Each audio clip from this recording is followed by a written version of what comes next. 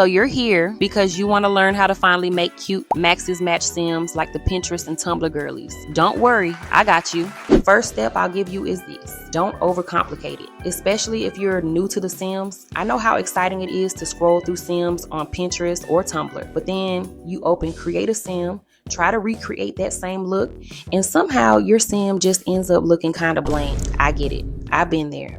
But don't stress. The more you do it, the more you make sims, the easier it'll get to make absolutely heavenly sims. So now, moving on, I think it'd be best to first talk about important C items you need. If you're making good Maxis match sims, you for sure need skins by Northern Siberian Winds. They're the absolute GOAT when it comes to CC, honestly. They make mostly, if not only, Maxis match CC, but their CC goes good with any type of sim. Like I said, the GOAT. I use their skins on 99% of my Maxis match sims, and there's truly no one better. Of course, I will have links below so you can easily access every piece of CC I am talking about today. Not only do you need their skins, but I recommend getting other items from them, like their nose, overlays, and wrinkles. Additionally, I do also use skin overlays from Sims 3 Melancholic and Obscurus sometimes. Another thing you absolutely need is hair, obviously. But here are my favorite Maxis match hair creators. Sims Trouble is #1, great variety of hairs. Ahara is 00. Brittany is really nice. Joseo makes great detailed Maxis match hairs. I think these are my big 3. In terms of Maxis match hairs, you really can never go wrong. Of course, you can always find good Maxis match CC by searching Tumblr or Pinterest, but these are just my favorites. I use Alpha and Maxis match clothes for my Maxis match sims, but if you want recommendations for good Maxis match clothes, I got you. A Harris 00. Brittany, Serenity, and Sentate are my absolute goats. I know it might sound like I'm glazing, but their work is high quality every single time. I also know this other creator isn't Maxis match, but Bella Low. Ella also has high quality clothes that you can use on your sims, and that I also use a lot on my Maxis match sims and for shoes.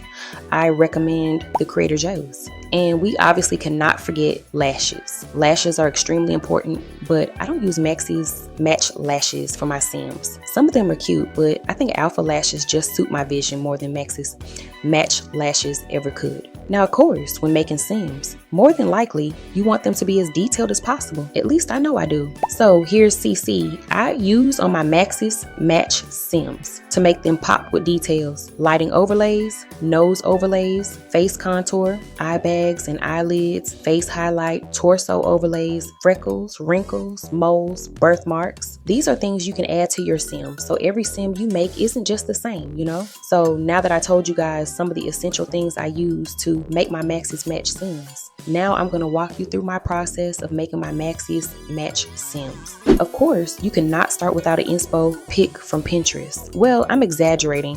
You technically can make sims without an inspo pic, obviously, but in my experience, having something up to inspire you always makes the sim come out better and more unique and detailed. Once I have that pulled up, I get started on her facial features and skin tone. Even if I'm not 100% finished with her facial features, I will start trying out different skin overlays to see what fits my vision best. One thing I really want to note is that there is no clean-cut formula to making good sims, you know? At the end of the day, just use this video as a starting point or a loose guide to help you find your own rhythm of making good sims, you know? But right now, in the process of making the sim, I was just focused on her face. And since I really wanted her to look similar to the inspo pic, I had a good idea as to what CC items I needed to use. So yeah, don't be afraid to play with presets and her facial features.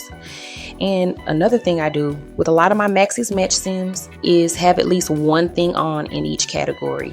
Lipstick, blush, eyeliner, eyeshadow, tattoos, skin details, face details. The more, the better. At least for me. This obviously doesn't apply to every sim, but for me, it applies to most of my Maxis match sims. Again, I just love details. And this even applies to things like accessories, hats, bracelets, rings, piercings. Don't be afraid to add what you want. But anyway, since I finished her makeup and face details, I moved on to finding an outfit inspo pics.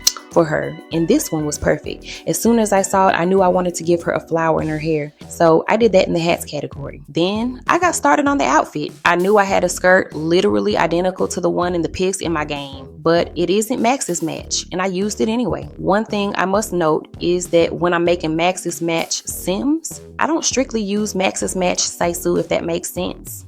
I mainly use it, but not everything on the sim will be Maxis match. I have always been one to mix and match Alpha and Maxis match, but to each their own, you know? But yeah, the skirt was too perfect to pass up on. But everything else, her shirt and heels, was Maxis match. And after adding some much needed jewelry, she was complete. And you can tell me that these details were not needed. I love her so much, and the details just make her pop. So yeah, the important things to remember when making Maxis match Sims is details, details, details. If you don't have a clear vision, use an inspo pic and take your time. Not to be dramatic, but most of the time it takes me over 30 minutes to make one sim, especially if I want the sim to be good. You really can't rush making a good, detailed Maxis match sim. And yeah, that's it. Everything you need will be linked below. And don't be afraid to ask any questions in the comments. Love you guys.